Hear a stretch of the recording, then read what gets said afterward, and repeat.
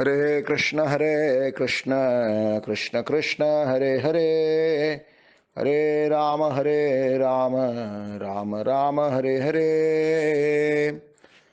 ओम नमो भगवते वासुदेवाय। ओम नमो भगवते वासुदेवाय। ओम नमो भगवते वासुदेवाय। नारायणं नमस्कृत्य नरं चैव नरोत्तमं देवीं सरस्वतीं व्यासं ततो जयमुदीरयेत्। नष्टप्रायेषु भद्रेषु नित्यं भागवत सेवया भगवतिरुत्तमश्लोके भक्तिर्भवतिर्नैष्टिकी। ஸ்ரீமத் பாகவதம் முதல் ஸ்கந்தம் 9வது அத்தியாயம். இன்றைக்கி நம்ம பார்க்க போகிற ஸ்லோகங்கள் 26, 27 ரெண்டு ஸ்லோகங்கள் பார்க்க போகிறோம். இதுக்கு முன்னாடி நாம் என்ன பார்த்துட்ருக்கோம் அப்படின்னா, பீஷ்மாச்சாரியர் தன்னுடைய மரணப்படுக்கையில் குருக்ஷேத்திர போர்க்களத்தில் அம்பு படுக்கையில் படுத்து கொண்டிருக்கிறார். அப்போது அவர் தன்னுடைய இந்த பூத சரீரத்தை, இந்த பௌதிக உடலை விட்டுவிட்டு எங்கிருந்து வந்தாரோ பீஷ்மாச்சாரியார், அவர் ஒரு உயர்ந்த ஆச்சாரியர், 12 மகாஜனங்களில் ஒருவர். அவர் பகவானுடைய வாசஸ்தலத்திற்கு திரும்பி செல்ல போகின்ற ஒரு அற்புதமான நிகழ்வை இந்த ஸ்ரீமத் பாகவதம் பதிவு செய்து கொண்டிருக்கிறது.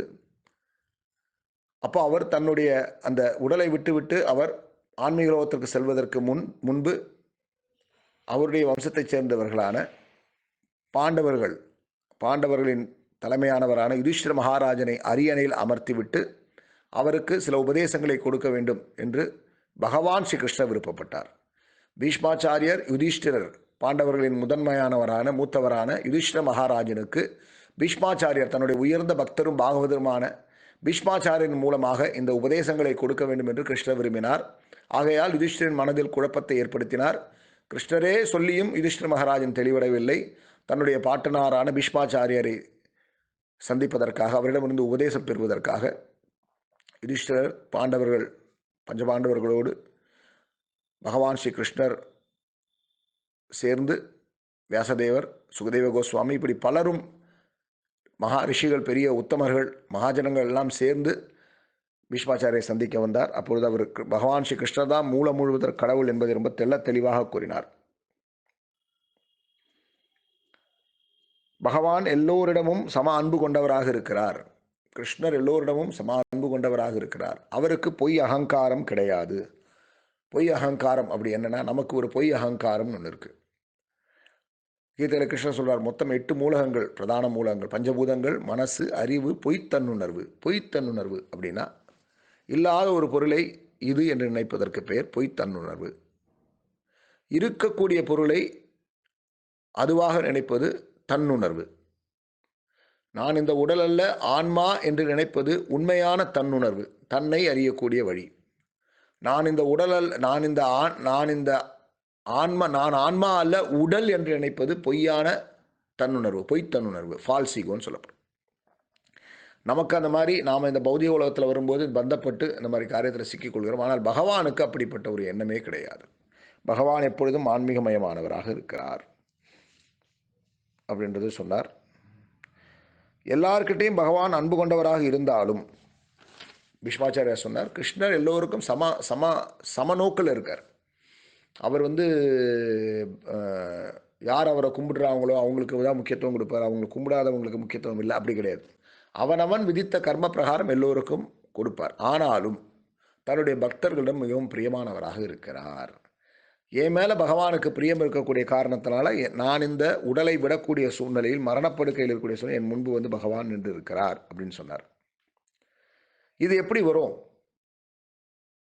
பகவான் பீஷ்மாச்சாரியார் இந்த உடலை விட்டு செல்லப் போகிறார் என்று மனதில் நினைத்து அந்த பீஷ்மாச்சாரியருக்கு கிருபை செய்வதற்காக, கருணை காட்டுவதற்காக பகவான் வந்திருக்கிறாரே. இந்த கிருபையும் கருணையும் பகவான் பீஷ்மாச்சாரியருக்கு கொடுக்க வேண்டும் என்று நினைப்பதற்கான காரணம் என்ன? அதையும் பீஷ்மாச்சாரியர் சொல்கிறார். யார் ஒருத்தர் ரொம்ப பக்தி பூர்வமான, அவர் ரொம்ப கவனமாக பக்தி பண்ணுறாங்களோ, யார் இன்றைக்கும் பகவானை மனசில் தியானிக்கிறாங்களோ, யார் ஒருத்தர் பகவானுடைய புனித நாமத்தை சொல்கிறார்களோ, ஹரே கிருஷ்ண கிருஷ்ண கிருஷ்ண ஹரே ஹரே ராம ஹரே ராம ராம ராம ஹரே, இந்த மந்திரத்தை ஜபம் பண்ணுறாங்களோ, அவங்க மனசுலலாம் எப்பவுமே பரமபுருஷ பகவான் இருக்கிறார், பரமாத்மாவாக இருக்கிறார். அவர் பகவான் ஹிருதயத்தில் இருந்துக்கிட்டு எப்போ அந்த ஆத்மா தன்னுடைய உடலை விடக்கூடிய சூழ்நிலை ஏற்படுகிறோ அந்த வேளையில் பகவான் தன்னுடைய பக்தனுடைய கர்மத்தை முழுவதுமாக வேறறுத்து விடுகிறார். அந்த உடலை விடக்கூடிய சூழ்நிலையில் பகவான் அந்த அந்த ஆத்மா செய்த எல்லா கர்மத்தையும் வேறறுத்து பந்தமே இல்லாமல் பந்தத்திலிருந்து கர்ம பந்தத்திலிருந்து விடுவித்து விடுகிறார். நேராக தன்னுடைய வாசஸ்தலத்துக்கு அழைத்து சென்று விடுகிறார் அப்படின்னு சொன்னார். அதுக்கப்புறமா என்ன சொன்னார்னா, எப்படி ஒரு உதய சூரியன் உதிக்கும் போது சிவப்பாக இருக்கும் அந்த மாதிரி பகவானுடைய கண்கள் இருக்குது. அவருடைய முகம் தாமரை அலங்கரிக்கப்பட்டால் எப்படி இருக்கும் அப்படி அலங்கரித்து அவர் ஒரு புன்னகை செய்கிறார். 4 கரங்களை உடைய எம்பெருமான் பகவானை நாராயண ரூபத்தில் பார்க்குறார். ஆதி நாராயணராக பார்க்குறார். 4 கரங்களுடைய எம்பெருமான் நான் இந்த ஜட உடலை விடும் பொழுது அவர் பிரார்த்தனை பண்ணுறார். பகவானே, சிவந்த கண்களை உடைய சுதய சூரியனை போல் சிவந்த கண்களுடனும் அழகாக அலங்கரிக்கப்பட்டுள்ள தாமரை முகத்துடனும் புன்னகை புத்தவாறு நின்றிருக்கும் 4 கரங்களுடைய என்பெருமான் இந்த ஜட உடலை நான் விடும் வரை தயவு கூர்ந்து இங்கேயே இருக்க வேண்டும் என்று வேண்டுகிறேன். ஸோ பகவான் மேலே அப்படியே ஃபிக்ஸ் பண்ணிட்டார் அவர் அந்த பீஷ்மாச்சாரியார். இருந்தாலும் இந்த ஆத்மாவை விடும் பொழுது பகவானை பார்த்துக்கிட்டே போகணும்னு நினைக்கிறார். அதுதான் எப்பயுமே பகவானுடைய அந்த திருவுருவம் ரொம்ப ரொம்ப விசேஷம். பல பேர் கோயிலுக்கு போய் பகவான் விக்கிரத்துக்கு முன்னாடி நின்று கண்ணை முடிப்பாங்க. அதனை வீட்டில் இருந்தே கண்ணை மூடலாமே. கண்ணை மூடி உட்கார்றது கிடையாது ஆன்மீகத்தில் உயர்ந்த விஷயம். கண்ணெல்லாம் மூடி உட்காந்துட்டு அப்படியே சிலர் எத்தனை நாள் இருந்தனே தெரியல அப்படிலாம் சில பேர் சொல்கிறாங்க. அதெல்லாம் விசேஷம். நீ கண்ணுக்கு நேர கண்குளிர பகவானை பார்த்து ரசிக்க வேண்டும், ருசிக்க வேண்டும். பகவானுடைய அழகை நீ ரசிக்க வேண்டும். அதைத்தான் இங்கே சொல்கிறார். நீங்கள் எங்கேயுமே போகிறீங்க, அப்படியே இருங்க, நான் உங்கள் மேலே மனசை ஃபிக்ஸ் பண்ணிட்டேன், உங்களை பார்த்துக்கிட்டே என்னுடைய பிராணனை விடணும்னு சொன்னார். இது இந்த மாதிரி ஒரு முடிஞ்ச உடனே சூத கோஸ்வாமி நைமிஷாரண்யத்தில் சொன்னார்.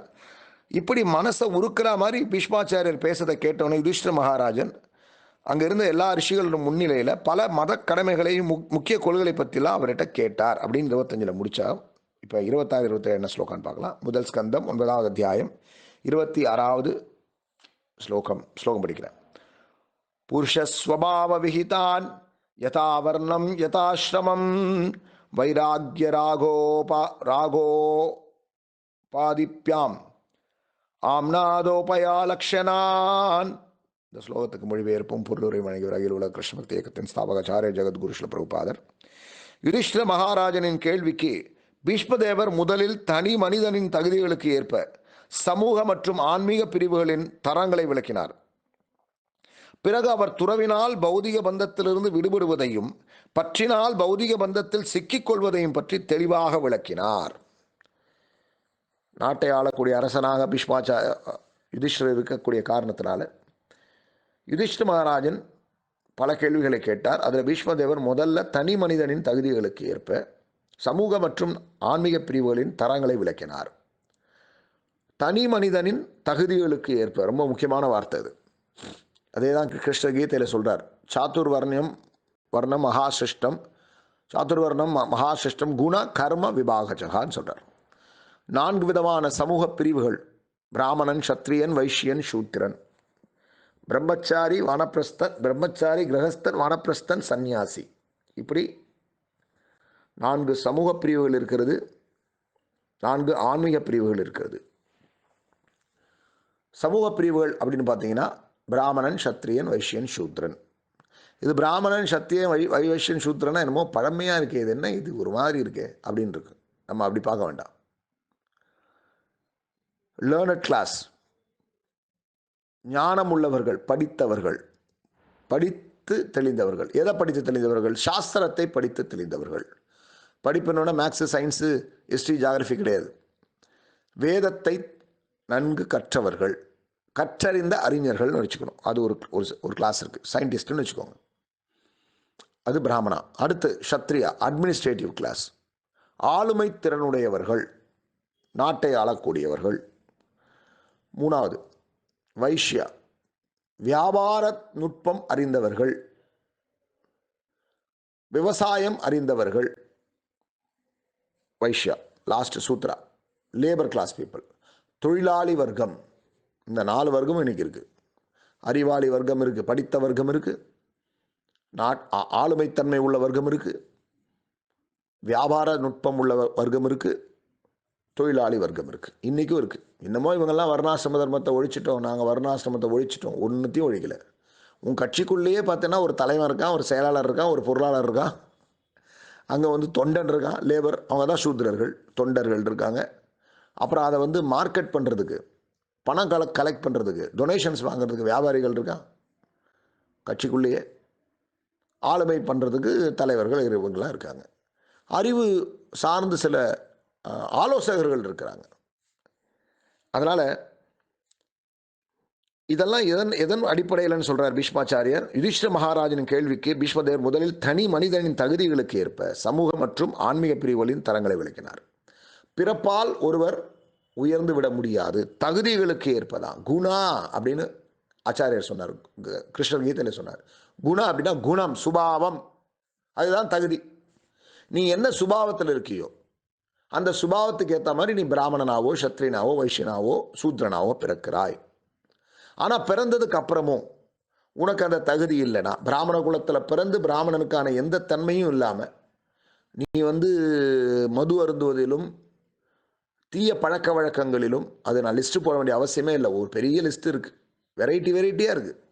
இந்த மாதிரி தீய பழக்க வழக்கங்கள்லையும் நீ மது அருந்துவதிலும் எதெல்லாம் சாப்பிடக்கூடாதோ அதெல்லாம் சாப்பிடக்கூடிய விஷயத்தில் இருந்தனா நீ நிச்சயம் பிராமணன் அல்ல. அதனால் ஒருவர் பிராமணரா சத்திரியரா வைஷ்யரா சூத்ரரான்றது அவருடைய தகுதிகளுக்கு ஏற்பதான் கொடுக்கப்படுகிறது. ரொம்ப தெளிவாக பீஷ்மாச்சாரியார் சொல்கிறார். அடுத்து ஆன்மீக பிரிவுகளும் அப்படிதான். ஒருத்தர் பிரம்மச்சரியா, கிரகஸ்தனா, வானப்பிரஸ்தனா, சன்னியாசியா, அவர் வந்து பிரம்மச்சரி வாழ்க்கையை கடைபிடிக்கிறாரா, இல்லை அவர் வந்து கிரகஸ்தனாக இருந்து கிரகஸ்தாசிரமத்தை கரெக்டாக கடைபிடிக்கிறாரா, இல்லை கிரகஸ்தாசிரத்துக்கும் தாண்டி ஒரு 45 வயது ஆனதுக்கப்புறம் 50 வயசு ஆனதுக்கப்புறம் அவர் வந்து வானப்பிரஸ்தன் குடும்ப வாழ்க்கையிலேருந்து ரிட்டையர்மெண்ட்டுக்கு வராரா, இல்லை அதையும் தாண்டி அவர் சந்நியாசத்தை துறவர வாழ்க்கையை ஏற்றுக்கொண்டாரா. இந்த 4 விஷயத்தை பற்றி ரொம்ப டீட்டெயிலாக சொன்னார். பிராமண சத்ரி வைஷ்ய சூத்ரா, வர்ணம், ஆசிரமம், பிரம்மச்சாரி, கிரகஸ்தன், வானப்பிரஸ்தன், சன்னியாசி, வர்ணாசிரம தர்மத்தை பற்றி ரொம்ப தெளிவாக சொல்லிக் கொடுத்தார். எப்படி தனி மனிதனுடைய தகுதிகளுக்கு ஏற்ற மாதிரி சொல்லிக் கொடுத்தார். பிறகு அவர் துறவினால் பௌதிக பந்தத்திலிருந்து விடுபடுவதையும் பற்றினால் பௌதிக பந்தத்தில் சிக்கிக்கொள்வதையும் பற்றி தெளிவாக விளக்கினார். அடுத்து என்ன சொல்றார்? துறவு முறை, டிட்டாச்மெண்ட், துறவு முறை. துறவுனா இந்த உலக விஷயத்தை துறப்பதுன்னு அர்த்தம், துறவரம் ஏற்பதுன்னு அர்த்தம். இந்த உலக விஷயத்து மேலே நாட்டம் இல்லாமல், இந்த உலக விஷயத்தில் ரொம்பவும் தன்னை ஐக்கியப்படுத்திக் கொள்ளாமல், உலக விஷயத்துக்காக எதிர்பார்க்காமல் இருப்பதற்கு பேர் துறவு. இப்படி இருக்கிறதுனால நமக்கு என்ன கிடைக்குது? பௌதிக பந்தத்திலிருந்து விடுதலை கிடைக்கிறது. பிறப்பு, இறப்பு, முதுமை, வியாதி, 84 லட்சம் வகையான உயிரினங்கள், யோனிகள் இருக்கிறது அப்படின்னு சாஸ்திரம் சொல்லுது. 84 லட்சம் வகை. அதில் மனிதனா இதெல்லாம் தாண்டி தான் நீ மனுஷனாக வர. மனிதனா பிறவி எடுப்பது என்பது விடுதலை பாதையில் உன்னை அழைத்து செல்லக்கூடியது. ஒரு நாய்க்கோ நரிக்கோ ஆத்ம ஞானத்தெல்லாம் சொல்ல தெரியாது, அது வந்து முழுக்க முழுக்க பௌதிக விஷயத்தில் தான் இருக்கும். ஆனால் மனிதனுக்கு பகவான் அந்த 6வது அறிவை கொடுத்து, அந்த 6வது அறிவின் மூலமாக தெரிந்து கொள்வதற்காக வேதத்தை கொடுத்திருக்கிறார், தன்னுடைய உயர்ந்த பாகவதர்களான ஆச்சாரியர்களை அனுப்பியிருக்கிறார். இப்படி பல காரியங்களை பகவான் செய்கிறார். நாம நம்முடைய அறிவை வைத்து நாம் உடல் அல்ல ஆன்மா என்பதை புரிந்து கொண்டு பகவானுக்கு சரணாகதி அடைந்தோமையானால் அதற்கு பெயர் துறவு. அப்போ காட்டுக்கு போய் உட்காந்துட்டுமா? இல்லை. துறவு அப்படின்னா எல்லாத்தையும் பகவானுடைய சேவையில் ஈடுபடுத்துவதுன்னு அர்த்தம். நீ பிரம்மச்சாரியா இரு, கிரகஸ்தனா இரு, வானப்பிரஸ்தனா இரு, சன்னியாசியா இரு, எதாவனா இரு, ஆனால் எல்லாவற்றையும் பகவானுடைய சேவையில் ஈடுபடுத்துவதற்கு பேர் தான் துறவே தவிர எல்லாத்தையும் விட்டுட்டு ஓடுறது கிடையாது. நீ கிரகஸ்தனாக இருந்தாலும், உனக்கு குழந்தைகள் இருந்தாலும், மனைவி இருந்தாலும், நீ உன்னுடைய அன்றாட தேவைக்காக ஒரு பணியில் ஈடுபட்டு கொண்டிருந்தாலும் அதன் மூலம் உனக்கு கிடைக்கக்கூடிய பணத்தை பகவத் சேவையில் நீ ஈடுபடுத்துவாயேயானால் அதற்கு பெயர் துறவு.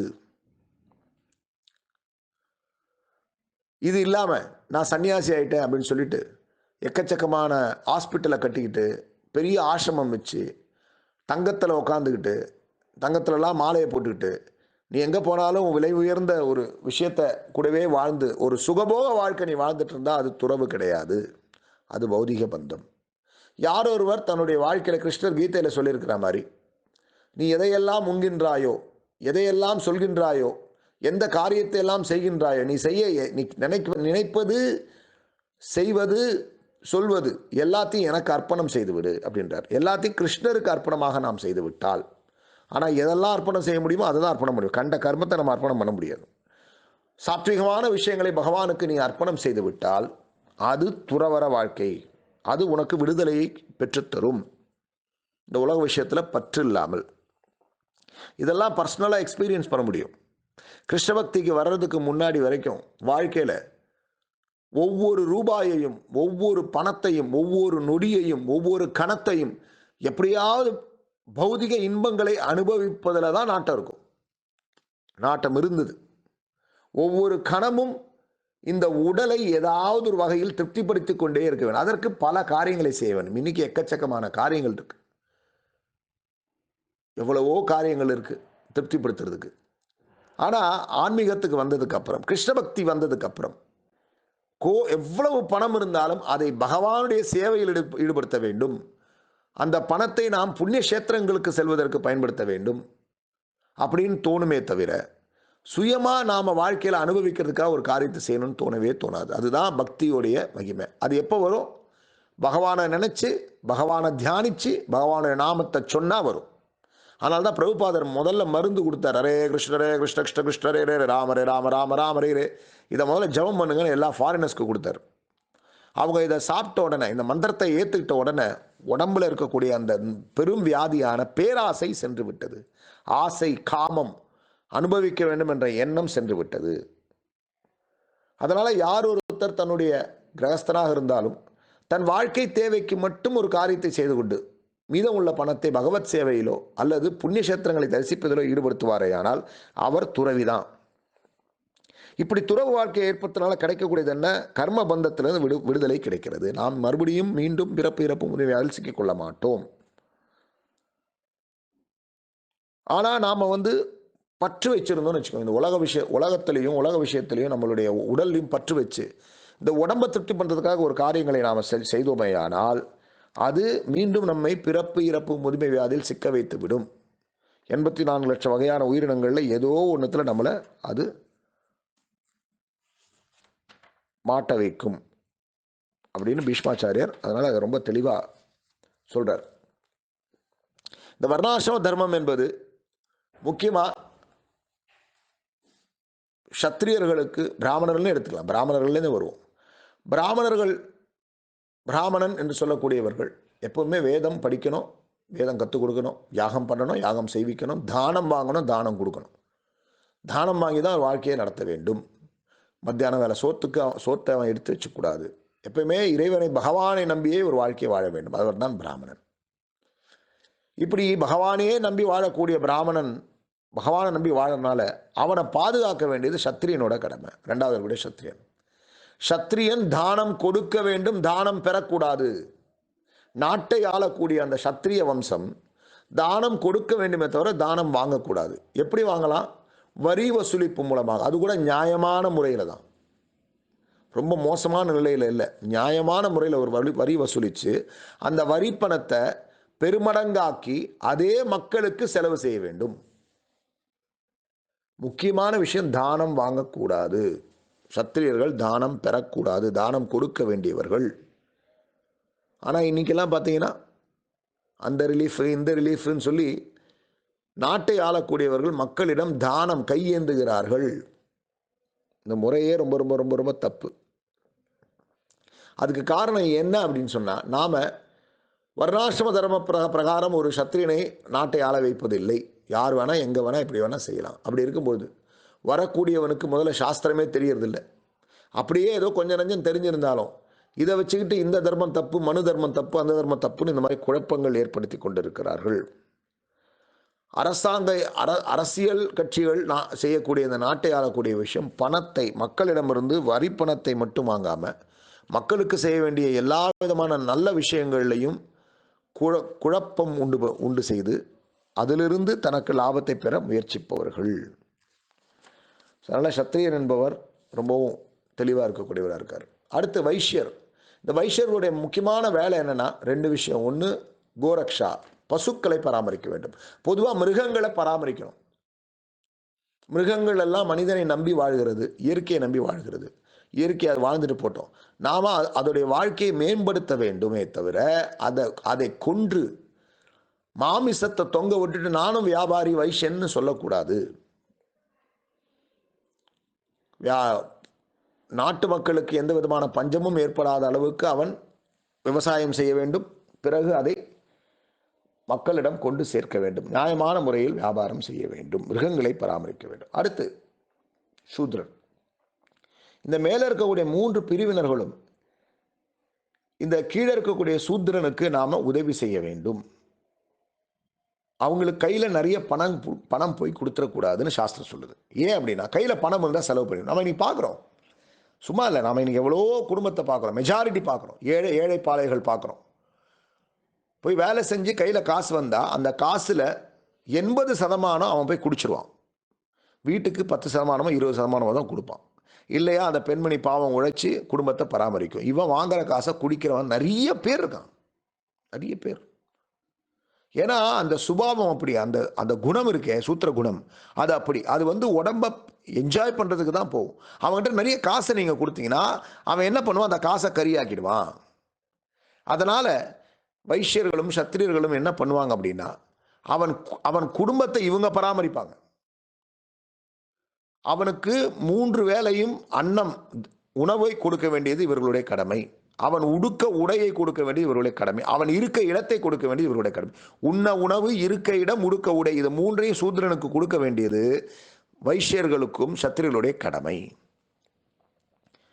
திருமணம் ஏதாவது வந்தால் அவன் குடும்பத்தில் அதை செய்து வைக்க வேண்டும். இப்படி அவனுக்கு எல்லா விதமான உதவியும் செய்து அவனை ஆன்மீக வாழ்க்கையில் மேலே கொண்டு வர வேண்டும். படிப்படியாக மேலே கொண்டு வர வேண்டும். அவன் கையில் காசை கொடுத்துட்டீங்கன்னா அவ்வளோதான். அந்த காசு எங்கே போய் எப்படி செலவாகும், என்ன ஆகும்னே சொல்ல முடியாது. ஸோ வேதம் சொல்லுது, பிராமணர்களை பராமரிக்க வேண்டியது சத்திரியர்களின் கடமை. மக்களுக்கு ஆன்ம ஞானத்தை கொடுக்க வேண்டியது, பற்றில்லாமல் வாழ வேண்டியது பிராமணர்களுடைய கடமை. பசுக்களை பராமரிக்க வேண்டியது வைஷ்யர்களுடைய கடமை. மேலே உள்ள 3 வர்ணத்தில் உள்ளவர்களுக்கும் சேவை செய்ய வேண்டியது சூத்ரர்களுடைய கடமை. அந்த சூத்ரனை தன் குடும்பத்தில் ஒருவனாக பார்த்து கொள்ள வேண்டியது மேலே உள்ள வர்ணத்தில் உள்ளவர்களுடைய கடமை. அதனால் எந்த யாகம் பண்ணாலும் முதல்ல சூத்ரனுக்கு சாப்பாடு போடணும். ரொம்ப ரொம்ப முக்கியம், சாஸ்திரம் சொல்லுது. எந்த யாகம் நீ பண்ணாலும் அவனுக்கு சாப்பாடு போடணும். தொழிலாளிகளுக்கு சாப்பாடு போடணும். அவனுக்கு தேவையான தானத்தை கொடுக்க வேண்டும் பொருளாக அப்படின்னு சொல்லப்படுது. ஸோ அந்த வகையில் இந்த வர்ணாசிரம தர்மத்தை பற்றி ரொம்ப தெளிவாக பீஷ்மாச்சாரியர் அவருக்கு விளக்கினார். அதில் வர்ண ஆசிரமம் ரெண்டுத்தையும் சொன்னார். பிராமண சத்திர வைஷ்ய சூத்திரனை பற்றி சொன்னார். பிரம்மச்சாரி, கிரகஸ்தன், வானப்பிரஸ்தன், சன்னியாசி, அதை பற்றியும் சொன்னார். துறவர வாழ்க்கை எப்படி இந்த உலகத்தில் இருக்க விஷயத்து மேலே பற்று இல்லாமல் எல்லாத்தையும் பகவானுக்கு அர்ப்பணமாக செய்வது என்பதை சொன்னார். அப்படி செஞ்சனா கர்மபந்தன விடுதலை சொன்னார். இல்லாமல் நீ இந்த உலக விஷயத்தில் ரொம்ப பற்று ஏற்படுத்தி கொண்டாயானால் நீ இந்த பௌதிக பந்தத்தில் சிக்கிக்கொள்வது உறுதி அப்படின்னு அதை பற்றி ரொம்ப தெளிவாக பீஷ்மாச்சாரியர் சொல்லியிருக்கார். இப்போ 27 என்ன சொல்கிறான்னு பார்க்கலாம். முதல் ஸ்கந்தம் 9வது அத்தியாயம் 27வது ஸ்லோகம். தான தர்மான் ராஜதர்மான் மோக்ஷ தர்மான் விபாகச்சா ஸ்ரீ தர்மான் பகவத் தர்மான் சமாச வியாச யோகனஹா. இந்த ஸ்லோகத்துக்கு மொழிபெயர்ப்பும் பொருளுரை வழங்கியவர் அகில உலக கிருஷ்ண பக்தி இயக்கத்தின் ஸ்தாபகாச்சாரிய ஜெகத்குரு ஸ்ரீல பிரபுபாதர். மொழிபெயர்ப்பு. பிறகு அவர் தான தர்மங்கள், அரசர்களின் நீதி வழுவாத செயல்கள் மற்றும் மோட்சத்தை அளிக்கும் செயல்கள் ஆகியவற்றை தனித்தனியாக விளக்கினார். பிறகு பெண்கள் மற்றும் பக்தர்களின் கடமைகளை சுருக்கமாகவும் விரிவாகவும் விளக்கினார். தானம் கொடுக்க வேண்டியது கிரகஸ்தனுடைய கடமை, குடும்பஸ்தனுடைய மிக முக்கியமான கடமையில் ஒன்று. அது தானம். அவன் எவ்வளோதான் கஷ்டப்பட்டு உழைச்சாலும் அதை முழுக்க அவன் தன்னுடைய பயனுக்கு எடுத்துக்கொள்ளக்கூடாது. தன்னுடைய தேவைக்கு போக ஏழைகளுக்கு அவன் உதவி செய்ய வேண்டும், தானம் செய்ய வேண்டும். கிருஷ்ண பக்தியை இந்த உலகத்தில் பரப்புறதுக்காக தன்னுடைய வாழ்க்கையை அர்ப்பணித்துள்ள பக்தர்களுக்கு, பாகவதர்களுக்கு அவன் அந்த உதவியை செய்ய வேண்டும். தான தர்மம்னா தானம் பாத்திரம் அறிஞ்சு பிச்சை போடுன்னு சொல்லணும். யாருக்கெல்லாம் நீங்கள் தானம் பண்ணி அந்த தானத்தை அவன் தண்ணி அடிக்கிறதுக்கோ இல்லை நான் வெஜிடேரியன் சாப்பிட்றதுக்கோ இல்லை புகைப்பிடிப்பதுக்கோ பயன்படுத்தினானே, ஆனால் அந்த கர்மா உங்களை சேரும். அதனால் பார்த்து யாருக்கிட்ட இந்த தானத்தை கொடுத்தா இது சரியான முறையில் ஜீவாத்மாக்களுக்கு போய் சேருமோ அவங்கக்கிட்ட கொடுக்க வேண்டும். இப்படி அவர் தான தர்மத்தை பற்றி பேசினார். அரசர்களின் நீதி வழுவாத செயல்கள் பற்றி பேசினார். ஒரு நாட்டை ஆளக்கூடிய அரசன் எப்படி இருக்க வேண்டும்? ராஜ தர்மம்னு அதுக்கு பேர். முதல்ல சொன்னது தான தர்மான், தான தர்மங்கள். அடுத்து ராஜ தர்மான், ராஜ தர்மத்தை பற்றி பேசினார். ஏன்னா ராஜ தர்மம் என்பது ஒரு மிகப்பெரிய விஞ்ஞானம். அது இன்னைக்கு இருக்கக்கூடிய அரசியல் தலைவர்கள் மாதிரி கிடையாது. அன்னைக்கு இருந்த அரசியல்வாதிகள் எல்லாம், அரசர்கள் எல்லாம் கொடை வள்ளல்களாக இருந்தார்கள். அவங்களுக்கு அந்த பயிற்சி முதல்லயே கொடுக்கப்பட்டது. நாட்டை ஆளக்கூடிய அரசன் திடீர்னு எப்படி கொடையாளியாக முடியுமா? இல்லை. அவங்கெல்லாம் குருகுலத்துக்கு போய் எப்படி ஒரு கொடை வள்ளலாக ஒரு நாட்டை ஆளக்கூடிய அரசன் இருக்க வேண்டும் என்பதை அவர்கள் கற்றுக்கொண்டார்கள். இந்த ராஜதர்மம் சின்ன வயசுலேயே அவங்களுக்கு சொல்லிக் கொடுக்கப்பட்டது. வெறுமே வரி மட்டும் மக்கள்கிட்ட வசூலிச்சு நீ இன்பமாக இருந்துக்கோன்றது இல்லை. நீ மக்கள்கிட்ட வரி வசூலிக்கிறனா அந்த வரி பணத்தை மேலே காசு போட்டு நீ இன்னும் அவங்களுக்கு செழிப்பாக நாட்டை நல்லபடியாக வச்சுக்கிறதுக்கு நீ அவங்களுக்கு உதவி செய்ய வேண்டும். உதாரணத்துக்கு 3 பேரை ஆச்சாரியர் சொல்கிறார். ஒன்று தந்தை, இன்னொன்று ஆன்மீக குரு, அரசர். இவங்க எல்லாருமே தன்னை நம்பி இருக்கிறவங்கள பிறப்பு இறப்பு முதுமை வியாதியிலேருந்து காப்பாற்றக்கூடியவர்களாக இருக்க வேண்டும். 3 பேர். ஒன்று அப்பா. ஒரு அப்பா ஒரு தந்தை மகனை பெற்றுக்கொண்டால், மகளை பெற்றுக்கொண்டால், திருமணம் செய்து கொண்டால் அவர்களை கடை தேற்ற வேண்டியது, பிறப்பிறப்பு முதுமை வியாதியிலிருந்து காப்பாற்றி அவர்களை ஆத்மஞானி என்பதை உணர வைத்து, பகவான் கிருஷ்ணர் தான் பரமாத்மா, அவர் தான் எல்லாத்துக்கும் மூலம்ன்றதை புரிய வச்சு அவங்கள மறுபடியும் இந்த கர்மமத்தில் மாட்ட வைக்காமல் தப்பிக்க வைக்க வேண்டியது தந்தையுடைய கடமை. அதே தான் ஆன்மீக குருவுடைய கடமை.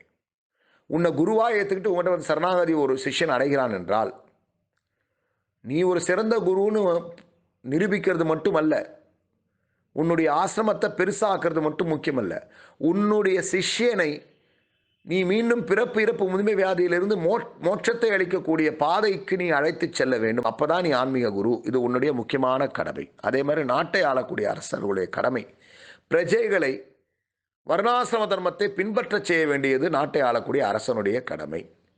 அதுதான் ராஜதர்மம். பல தர்மங்கள் இருக்குது. மனு தர்மத்தில் இன்னும் நிறைய சொல்லப்பட்டிருக்கு. ஒரு நாட்டை ஆளக்கூடிய அரசன் எப்படி வாழ வேண்டும் என்று. அதுக்கு மிகப்பெரிய உதாரணம், நாட்டுக்கு ஒரு பிரச்சனைனா சண்டைக்கு முன்னாடி போய் நிற்பார். சண்டை வந்தோன்னா பயந்து ஓடி போய் தன்னுடைய வீட்டுக்குள்ளே ஏசி ரூமில் உட்கார்ந்துருக்கக்கூடியவர் அல்ல நாட்டை ஆளக்கூடிய அரசன். நாட்டை ஆளக்கூடிய அரசன் எப்படி தான தர்மத்தில் எல்லாத்தையும் பயின்று இருக்கிறாரோ அதே மாதிரி வில்வித்தையிலும் பயின்று இருப்பார். வீரனாக இருப்பார், சூரனாக இருப்பார். நாட்டுக்கு ஒரு பிரச்சனைனா முன்னாடி நிற்கிறவர் அவராக தான் இருப்பார். பலர் தன்னுடைய உயிரையே தியாகம் செய்திருக்கிறார்கள். பலர் தன் உயிரை பணயம் வைத்து தன் நாட்டு மக்களை காப்பாற்றி இருக்கிறார்கள். ஆனால் இன்னைக்கு இருக்கக்கூடிய அரசியல் வியாதி தான் அது. அரசியல்வாதி இல்லை, அரசியல் வியாதி. இந்த அரசியல் வியாதிகள் ஒரு AK-47 கையில் கொடுத்து அதை பிடிக்க கூட தெரியாது. இதில் இன்னொரு என்னென்னா டிஃபென்ஸ் மினிஸ்டர்னு சொல்லுவாங்க. டிஃபென்ஸ் மினிஸ்டர் தற்பாதுகாப்புக்கு ஒரு அமைச்சர், இந்த இராணுவத்துடைய அமைச்சர்னு வச்சுக்கோங்க. ஆனால் அவர்கிட்ட நீங்கள் ஒரு கன்னை கொடுத்து ஷூட் பண்ண சொன்னால் தெரியாது அவருக்கு. ஏன்னா நாளைக்கு நாட்டில் சண்டை வரும்போது இந்த டிஃபென்ஸ் மினிஸ்டர், இராணுவ அமைச்சர் போக மாட்டாரே சண்டைக்கு. இவர் அனுப்பி வைக்கிறதெல்லாம் இராணுவத்தை தான் அனுப்பி வைப்பாங்க. எல்லாரும் இங்கே வீட்டில் உட்காந்துட்டு இருப்பாங்க. ஆனால் அன்றைக்கி இருக்கக்கூடிய அரசர்கள் அப்படி அல்ல. அன்றைக்கி இருந்த அரசர்கள் நாட்டுக்கு ஒரு பிரச்சனை வரும்போது பிரஜையை காப்பாற்றுவதற்காக தன்னுடைய உயிரையே பணயம் வைப்பதற்கு சென்றார்கள். ஸோ அந்த வகையில் நாட்டை ஆளக்கூடிய சத்திரியனுக்கு ஒரு முக்கியமான கடமை இருக்குது, மக்களை காப்பாற்ற வேண்டும் என்ற கடமை. இன்னொன்று, அன்றைக்கி இருந்த காலகட்டத்தில் இந்த வரி வசூலிப்பு ரொம்ப ரொம்ப சாதாரணமாக இருந்தது. ரொம்பலாம் கிடையாது, இன்றைக்கி இருக்கிற மாதிரிலாம் கிடையாது. ரொம்ப சாதாரணமாக தேவை இருந்துச்சு. அன்றைக்கி மக்கள் எல்லாரும் வாரி வழங்கக்கூடியவர்களாக இருந்தார்கள். யாரும் ஏமாற்றக்கூடிய விஷயத்தை செய்யலை. எல்லாருமே எல்லாருக்கும் புரிஞ்சுது, நாடு நல்லா இருந்தால் தான் வீடு நல்லா இருக்கும், அரசன் நல்லா இருந்தால் தான் அரசனுக்கு செல்வ செழிப்பு கிடைத்தால் தான் மக்களுக்கு செல்வ செழிப்பு கிடைக்கும்ன்றதை புரிஞ்சுக்கிட்டாங்க. அதுக்கு பல உதவிகள் அரசர்கள் செய்தார்கள். அந்த மக்களை பிறப்பிறப்பு முதிவியாதிலிருந்து காப்பாற்ற வேண்டியது நாட்டை ஆளக்கூடிய அரசனுடைய மிகப்பெரிய கடமையாக இருந்தது. இப்படி ராஜ தர்மத்தை பற்றி சொன்னார். அதுக்கப்புறம் ராஜ தர்மத்தை சொல்லி முடிச்சதுக்கப்புறம் மோட்சத்தை அளிக்கக்கூடிய வழி என்ன செஞ்சால் நீங்கள் முக்தியை பெற முடியும் அப்படின்ற விஷயத்த சொன்னார். கலியுகத்தில் ரொம்ப ரொம்ப ரொம்ப ரொம்ப ஈஸியஸ்ட் வே சத்ருமாபுரம் சொல்லிட்டார். உபனிஷத்துல சொல்லியிருக்கார், ஹரேர் நாம ஹரேர் நாம இவ கேவலம் கலவு நாஸ்தைவ கதிர் அந்யதா. இந்த கலியுகத்தில் ஹரிநாமத்தை சொல்றதை தவிர வேற வழி இல்லை. அதனால தான் பிரபுபாதர் சைத்தன்ய மகாபிரபுவுடைய இந்த இயக்கத்தை உலகம் முழுக்க கொண்டு போய் கொடுத்தார். ரொம்ப ஈஸியாக கொண்டு போய் சேர்த்துட்டார். ஹரே கிருஷ்ண கிருஷ்ண கிருஷ்ண ஹரே ஹரே, ஹரே ராம ராம ராம ஹரே ஹரே. இந்த மந்திரத்தை பாட்டா பாடுங்க, இல்லை நாம தான் ஜெபம் பண்ணுங்க. இதை சொன்னாலே போதும், நீங்கள் கர்மபந்தத்திலிருந்து விடுதலை அடைந்து விடுவீர்கள் அப்படின்னு சொன்னார். இன்னைக்கு இருக்கக்கூடிய அரசியல்வாதிகளும் சரி, அமைச்சர்களும் முதலமைச்சர்களும் முக்கியமந்திரிகளும் இந்த ஹரே கிருஷ்ண மகாமந்திரத்தை தன்னுடைய நாட்டு மக்கள் எல்லார்கிட்டையும் கொண்டு போய் சேர்த்தாங்கன்னா அவர்கள் மக்களை கரை தேற்றுவதற்காக உருவான உண்மையான சத்திரிகள்னு சொல்லலாம். இதை விட்டுட்டு இலவசமாக அதை கொடுக்குறேன் அதை கொடுக்குறேன்னு மக்களை இன்னும் ரொம்ப தாழ்த்த நிலைக்கு கொண்டு போயிட்டாங்கன்னா அதனால் மக்களுக்கும் பிரயோஜனம் இல்லை, அவங்களுக்கும் பிரயோஜனம் இல்லை. அடுத்து மோட்சத்தை அடைவதற்கான வழியை சொன்னார். அப்புறம் பெண்கள் மற்றும் பக்தர்களின் கடமைகளை சுருக்கமாகவும் விரிவாகவும் சொன்னார். ஸ்திரீ தர்மம்னு அதுக்கு பேர். ரொம்ப டீட்டெயிலாக மனு தர்மத்திலே சொல்லப்பட்டிருக்கு. ஒரு ஸ்திரீயாகப்பட்டவள் எப்படி இருக்க வேண்டும், அந்த ஸ்திரீ தன்னுடைய கணவன் ஆன்மீக பாதையில் செல்வதற்கு, ஆன்மீக வெற்றி அடைவதற்கு அந்த ஸ்திரீயானவள், அந்த பெண்ணானவள் முழு ஒத்துழைப்பை கொடுக்க வேண்டும். கணவனுடைய மனசு புரிஞ்சு, என்றைக்குமே கணவன் வீட்டுக்கு வரும்பொழுது அவனுடைய மனதை புரிந்து கொண்டு அவனுடைய எந்த வகையிலும் அவன் மனக்கலக்கம் அடைந்து விடாமல் அவனை அந்த ஆன்மீக பாதையில் நல்லா போகிறதுக்கான எல்லா விதமான ஒரு சப்போர்ட்டையும் செய்ய வேண்டியவள் பெண்ணாகப்பட்டவள். நாட்டில் இருக்கக்கூடிய பெண்கள் நல்லா இருந்தால் அந்த நாடு ரொம்ப செழிப்பாக இருக்கும். நாட்டில் இருக்கக்கூடிய பெண்கள் சாஸ்திர விதிகளை கடைபிடித்து நல்ல குணவதிகளாக, தூய்மையானவர்களாக நாட்டில் இருக்கக்கூடிய பெண்கள் இருந்தால் அந்த நாடு செழிப்படையும், மிகச் செழிப்படையும். பெண்கள் தான் ரொம்ப முக்கியம். அதே பெண்களுக்கு எங்கே ஒரு துன்பம் ஏற்படுத்தப்படுகிறதோ, அவர்கள் துயரப்படுகிறார்களோ, அவர்கள் அலட்சியப்படுத்தப்படுகிறார்களோ, அங்கே எல்லா விதமான பிரச்சனைகளும் உருவாகும். இது ஸ்திரீ தர்மம். ஸ்திரீ என்னென்ன காரியங்கள் செய்யணும், அப்படிப்பட்ட ஸ்திரீக்கு ஒரு பிரச்சனை வந்தால் எவ்வளவு சிக்கல்களை அந்த மனிதன் அனுபவிக்க வேண்டியிருக்கும் அப்படின்னு சொல்லப்பட்டிருக்கு. பக்தர்கள் எதையெல்லாம் செய்யணும், பாகவத தர்மம், பக்தர்கள் செய்ய வேண்டிய தர்மம், பகவான் நாமத்தை சொல்றது, பகவானுடைய புகழை கேட்பது, பகவானுடைய புகழை மற்றவர்களுக்கு சொல்வது, பகவானுக்கு அர்ப்பணித்த பிரசாதத்தை உண்பது, பகவான் ஸ்ரீ கிருஷ்ணருக்கு அனுகூலமாக ஒரு காரியத்தை தான் செய்ய வேண்டும். அதுக்கு மீறின காரியத்தை செய்யக்கூடாது. யார் மூலமாக தெரியும் கிருஷ்ணர் உகந்த காரணம்? குரு மூலமாக தெரியும். குரு என்ன கட்டளை ஆணை கொடுக்கிறாரோ அதை சிரமேற்று செய்ய வேண்டும்.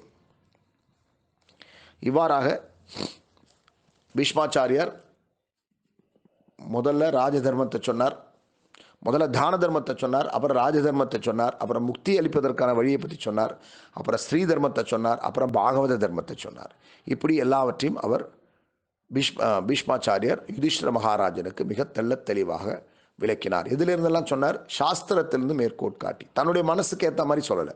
இன்னைக்கு இருக்கக்கூடிய யோகிகள் ஞானிகள்லாம் சொல்லக்கூடியவங்க மனக்கற்பனைகளில் பேசுகிறார்கள். அப்படி இல்லை. இப்போ ஜெகத்குரு சில பிரபுபாதர் இங்கே பொருளுரையில் பேசியிருக்கார் அப்படின்னா அவர் எதுலேருந்து பேசுகிறார்? பாகவதத்திலேருந்து பேசுகிறார். பாகவதத்துடைய அர்த்தத்தை இதர புராணங்கள், உபனிஷத்துக்கள் இதிலிருந்தெல்லாம் எடுத்து நமக்கு இதை சொல்கிறார். பகவத்கீதையிலேருந்து சொல்கிறார். கிருஷ்ணரே சொன்ன பகவத்கீதையிலேருந்து சொல்கிறார்.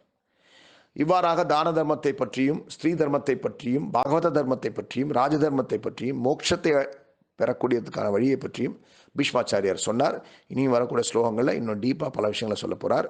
நாமளும் கேட்டு இது யுதிஷ்டிரருக்கு கொடுக்கப்பட்ட உபதேசம் அல்ல, நமக்கு கொடுக்கப்பட்ட உபதேசமாக எடுத்துக்கொண்டு வாழ்க்கையில் எப்படி பீஷ்மாச்சாரியார் பகவானை தரிசனம் செய்து கொண்டே வைகுண்டத்திற்கு சென்றாரோ, எப்படி ஜெகத்குரு சில பிரபுபாதர் அவர்கள் அமெரிக்காலேயோ இல்லை லண்டன்லேயோ எங்கேயோ இருக்கும்போது உடம்பு முடியாமல் இருந்து அங்கே தன்னுடைய உடலை விடாமல் பீஷ்மாச்சாரியர் மாதிரி ஒரு ஸ்ட்ராங்கான ஆச்சாரியராக பிரபுபாதர் இருக்கிறதுனால அவர் நினைத்த நேரத்தில் உடலை விடக்கூடிய அந்த சக்தியை பகவான் கொடுத்தார். அழகாக அங்கேருந்து அவங்க வெளிநாட்டிலிருந்து பிரபுபாதரை இங்கே இந்தியா கொண்டு வந்தாங்க. இந்தியாவில் மிகவும் புண்ணிய பூமியான விருந்தாவன கஷேத்திரத்திற்கு கொண்டு வந்தார்கள். விருந்தாவனத்தில் தான் கட்டின கிருஷ்ணபலராமர் கோயிலுக்கு பின்னாடியே கட்டில் படுத்துக்கிட்டே பாகவதம் டிரான்ஸ்லேட் பண்ணிக்கிட்டு கார்த்திகை மாதம் ரொம்ப விசேஷமான மாதம். கார்த்திகை மாதம் என்பது இப்போ நடக்கக்கூடிய நவம்பர் மாதம் தான் கார்த்திகை மாதம். அது அக்டோபர்லேயும் வரும், நவம்பர்லேயும் வரும். தீபாவளி எந்த மாதம் வருதோ அதுதான் கார்த்திகை மாதம். அந்த மாதத்தில் தாமோதர மாதத்தில் அதுவும் விருந்தாவன தாமத்தில் தன்னுடைய பிராணனை விடுவது சாதாரண காரியம் அல்ல. அந்த சக்தியை பகவான் கிருஷ்ணர் சில பிரபுபாதருக்கு கொடுத்திருந்தார். இப்படி நாமும் இந்த பௌதிக உடலை விடக்கூடிய நேரத்தில் நாம் பகவான் ஸ்ரீ கிருஷ்ணரை தரிசனம் செய்து கொண்டே செல்ல வேண்டும், மனதில் நினைத்து கொண்டே செல்ல வேண்டும் என்று பிரார்த்தனை செய்து கொண்டு இன்றைய நாளை துவங்கலாம். ஹரே கிருஷ்ண கிருஷ்ண கிருஷ்ண ஹரே ஹரே, ஹரே ராம ராம ராம ஹரே ஹரே. ग्रंथराज श्रीमद् भागवतम की जय, जगद्गुरु श्री प्रभुपाद की जय, गुरुदेव की जय, सर्वम श्री कृष्णार्पणमस्तु. ओम तत्सत.